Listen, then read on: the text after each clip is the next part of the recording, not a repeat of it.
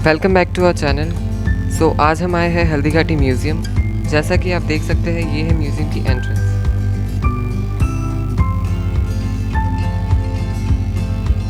ये है ticket counter, जहाँ टिकट की प्राइस आप सामने बोर्ड पे चेक कर सकते हैं। फाइनली अब हम अंदर आ चुके हैं। ये है कुछ अंदर का नज़ारा।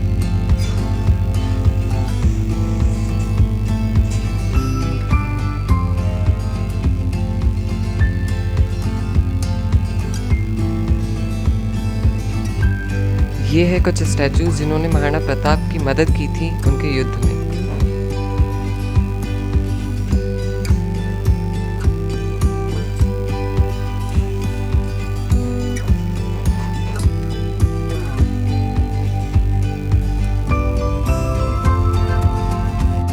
और ये है वीर शिरोमणि महाराणा प्रताप। ये महाराणा प्रताप के स्वामी भक्त घोड़े चेतक का स्टैचू है, जिसे उसके बलिदान के सम्मान में यहाँ स्थापित किया गया है।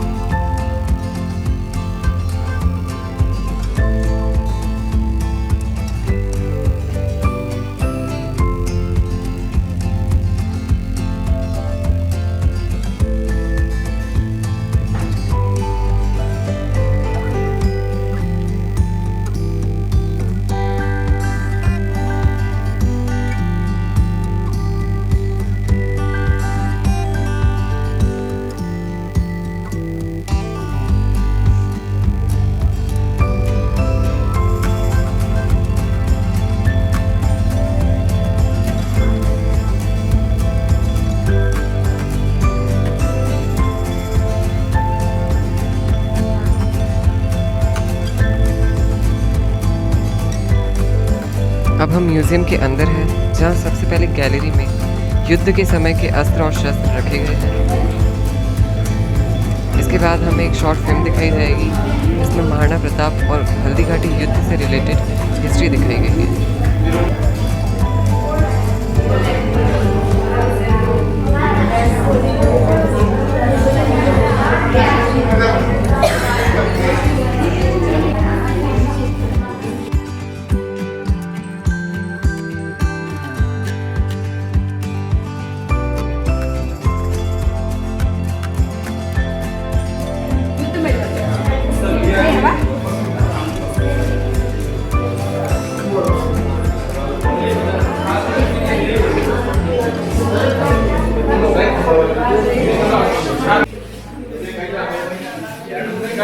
पगड़ी जोरदार है।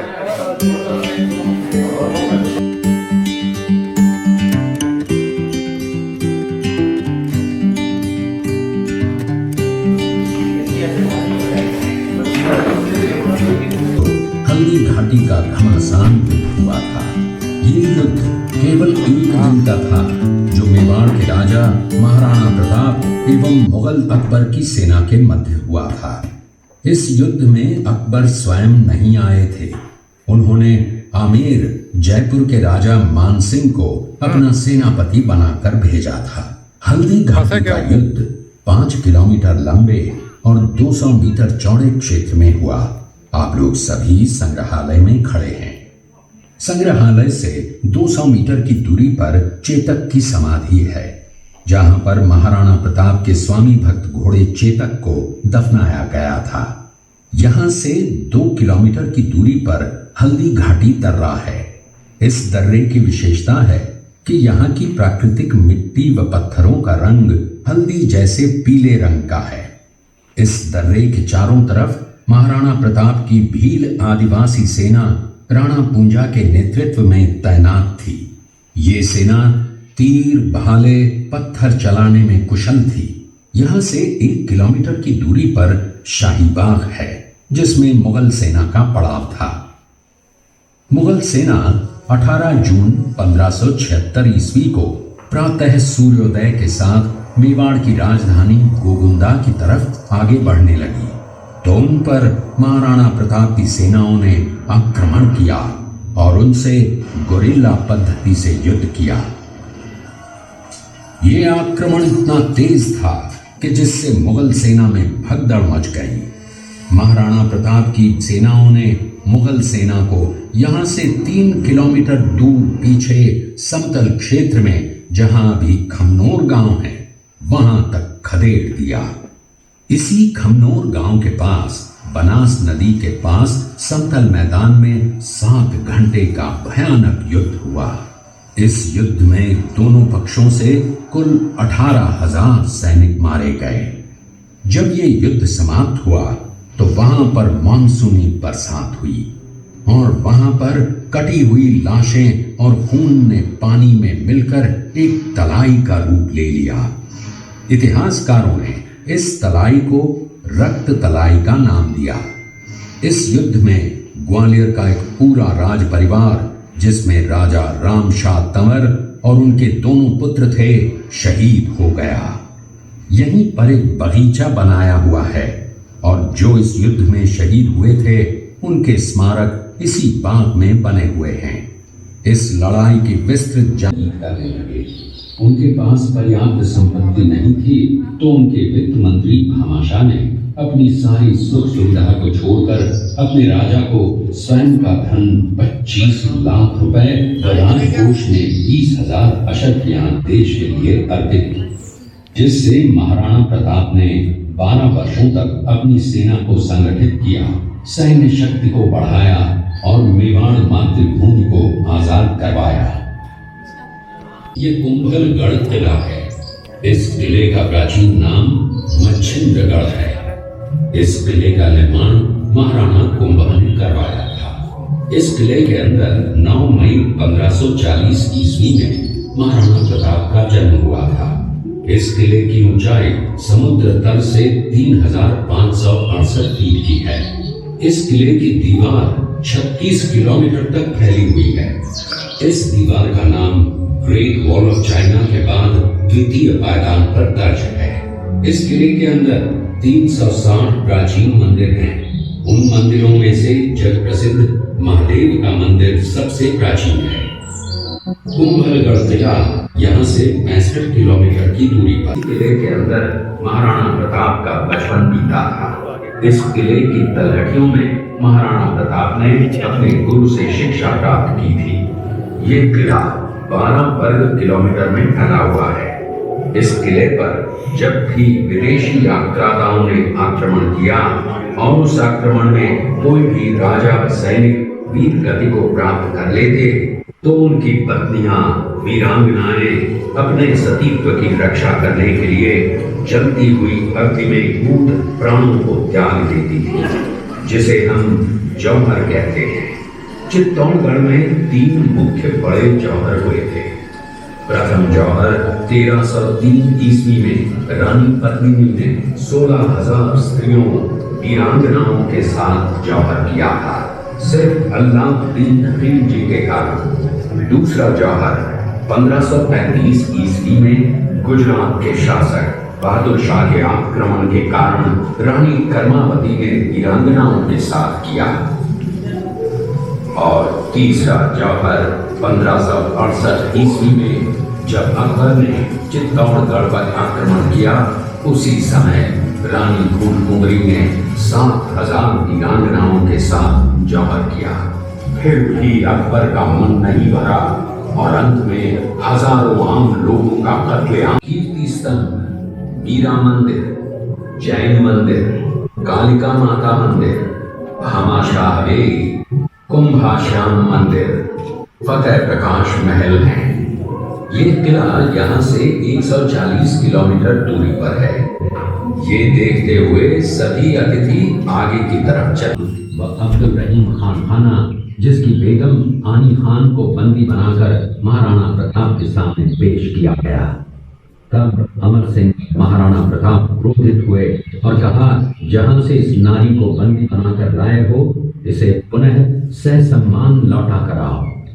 महाराणा प्रताप ने कहा, हमें नारी से कोई दुश्मनी नहीं है, हमें तो देश विद्रोहियों से दुश्मनी है, जिन्होंने चारों तरफ आतंक फैलाया है।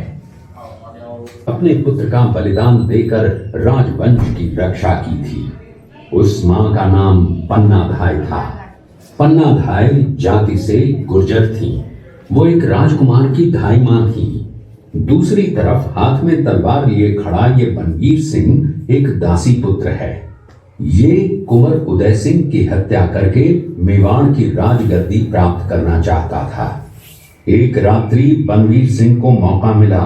वो राजकुमार उदय सिंह के बड़े भाई विक्रमादित्य सिंह की हत्या करके राजमहल की तरफ आगे बढ़ा। इसकी सूचना पन्नाधाय को लग गई। कुछ समय तक पन्नाधाय चिंतित हुई। तभी पन्नाधाय ने अपने पुत्र चंदन को राजसी कपड़े पहनाकर पलंग पर सुला दिया और उदय सिंह को एक टोकरी के अंदर छिपाकर पत्तों से ढक के महल के बाहर निकालकर गुप्त रास्ते से कुंभलगढ़ भेज दिया। बनवीर सिंह जब तलवार लेकर राजकक्ष में आया तो उसने पन्नाधाय से कड़क आवाज में उदय सिंह के लिए पूछा तो पन्नाधाय ने चंदन की तरफ इशारा किया। बनवीर ने चंदन को उदय सिंह समझकर चंदन की हत्या कर दी और ये समझने लगा कि मैंने राजकुंवर उदय सिंह को मार दिया। वही राजकुंवर बड़े होकर राजा बने और अपने नाम का उदयपुर नगर बसाया जो यहाँ से 40 किलोमीटर दूर है। और उन्हीं के पुत्र महाराणा प्रताप हुए जिन्होंने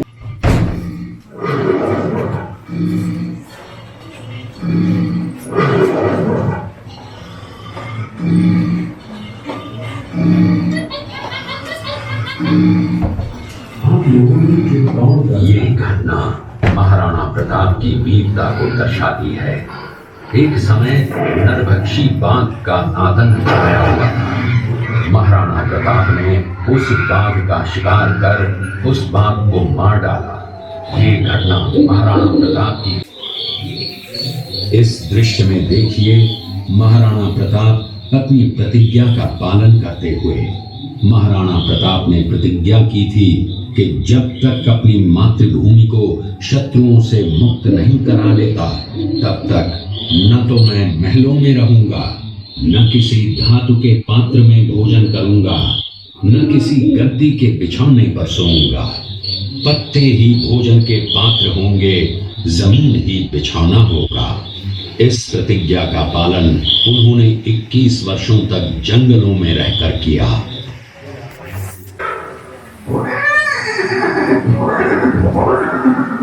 ये दृश्य महाराणा प्रताप और सुविख्यात स्वामी भक्त घोड़े चेतक के अंतिम मिलन का है। हल्दी घाटी युद्ध के बाद चेतक घोड़े ने 22 फीट के एक बरसाती नाले को पार किया। ये उसी समय का दृश्य है। पास में खड़े महाराणा प्रताप के छोटे भाई शक्ति सिंह हैं, जो पहले मुगल सेना में थे। बाद में वो महाराणा प्रताप की तरफ आए, माफी मांगी और अपना घोड़ा महाराणा प्रताप को दिया। 5 किलोमीटर एरिया में देसी गुलाब की खेती होती है चैत्र महीने में। मार्च से अप्रैल कलर फूल होता है, पिंक कलर का केवल साल में एक बार फूल आता है। वो हल्दी घाटी में चैत्री गुलाब नाम प्रसिद्ध है। आप ये प्लांट लेकर इस पात्र के अंदर 10,000 फूल और 20 लीटर पानी मिलाते हैं। ये नीचे आग जलती है। आग से इस टैंक के अंदर भाप स्टीम बनती है, जो इस बांस की नली की सहायता से पीछे कोपर के पात्र में इकट्ठा होता है। उससे हमारे यहाँ गुलाब जल और गुलाब शरबत तैयार होता है। गुलाब जल आंखों में, मेकअप में, मीठे में काम आता है। दूसरा होता है गुलकंद। गुलाब की ताजा पत्ती और मिश्री को कूट कर तैयार करते हैं। गुलकंद पेट में एसिडिटी, मुंह में छाले, पेट में छाले, पाइस में काम आता है। और एक होता है डायबिटीज वाले को जामुन गुड़ और एलोवेरा जूस, आंवला जूस। आप आगे आओ, सैंपल टेस्ट करो। मुझे उनका शॉप है, सैंपल टेस्ट कीजिए, टेस्ट करो, आगे आए।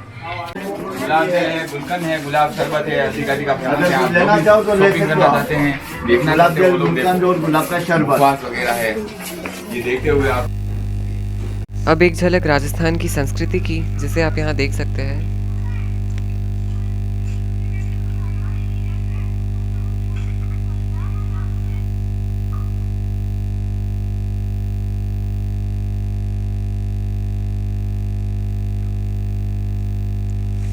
राजस्थानी लोक नृत्य, लोक नाट्य गवरी की झांकी दिखाई गई है। आगे यहाँ एक आर्टिफिशियल तालाब बना हुआ है, जिसके बीच में भगवान श्री कृष्ण का कालिया मर्दन करते हुए स्टैचू बना हुआ है। यहाँ पर बोटिंग की सुविधा भी उपलब्ध है। अगर बच्चे चाहे तो बोटिंग का मज़ा भी ले सकते हैं। बोटिंग की प्राइस 20 रुपये है एक राउंड के लिए।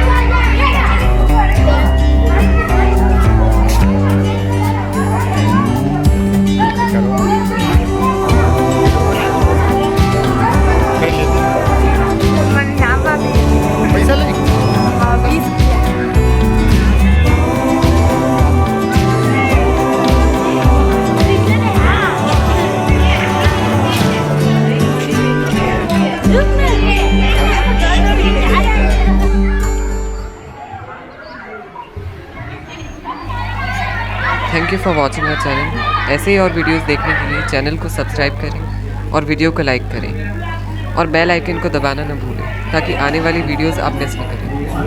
Thank you.